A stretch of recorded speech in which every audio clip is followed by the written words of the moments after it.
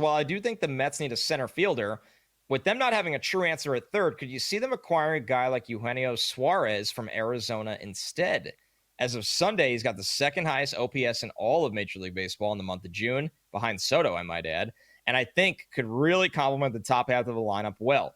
Arizona's been very inconsistent this year and would have to leapfrog multiple teams in their division, much less the others in the National League wildcard race. So could they look to sell an expiring contract like Suarez? Your thoughts? I mean, Joe, this is one. Arizona has become much more interesting with Corbin Carroll going on the IL with the fractured bone in his wrist. They've had pitching injuries. The one guy that's healthy is Zach Gallen. He's been terrible this year, which is shocking. This is going to be a conversation real quick. If Arizona has a bad month, you could be looking at Suarez as the biggest piece of the trade deadline. Like, not for the Mets. Yeah. I'm talking about available league-wide.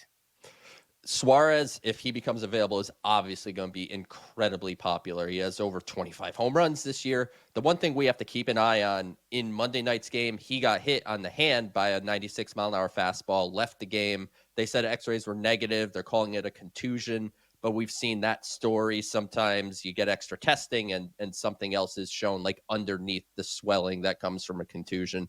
So keep an eye on that. But you mentioned that Diamondbacks injuries, Corbin Carroll, chip fracture in his wrist. They lost Corbin Burns, Justin Martinez, and AJ Puck all to Tommy John surgery in like the last month. They're trending in a direction where they may end up sellers, and they could be a super popular selling team with a guy like Suarez, with Zach Gallen, with Merrill Kelly, with a guy like Shelby Miller. They have a couple other pieces in the bullpen that could be exciting. But we talked about it earlier in the show, Connor. Third base, I think Mark Vientos needs to get a little bit of run there to see if he could do something. But if third base is still a concern a month from now, the Mets certainly need a center fielder.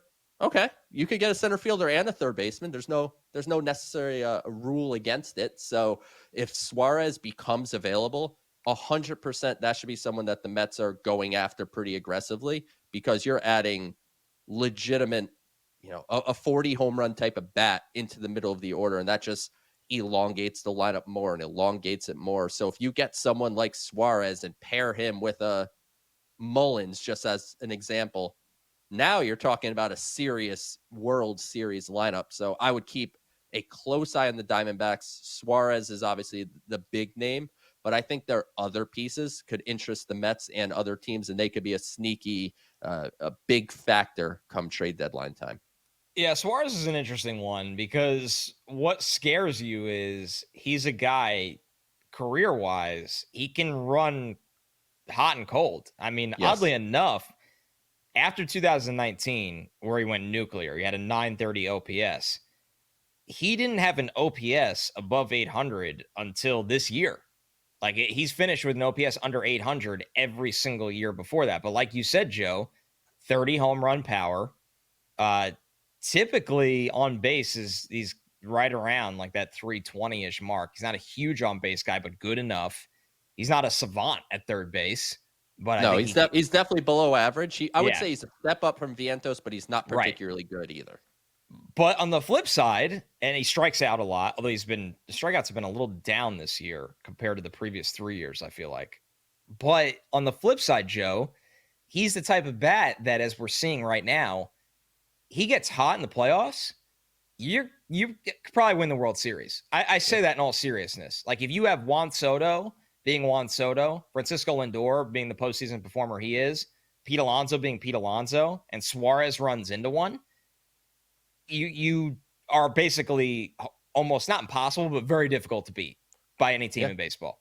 So that's where he could fall back down to earth and run into these problems that he's had the last 4 years. But man, at some point you gotta actually take a risk, and he's the risky play that you could talk yourself into.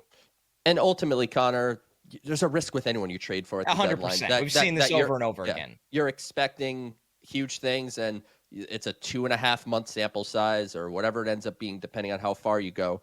But Suarez is the type of guy that if the Mets can pull him in, he's the type of guy that could make a Yoenis Cespedes impact. Right, that's a great comparison. Like, he's a guy that I wouldn't say put the Mets on his back like Cespedes did in 2015, because the Mets have more star power than they did then. But Suarez could be that significant power in the middle of the order that just changes the outlook of the lineup, because we've talked about this before.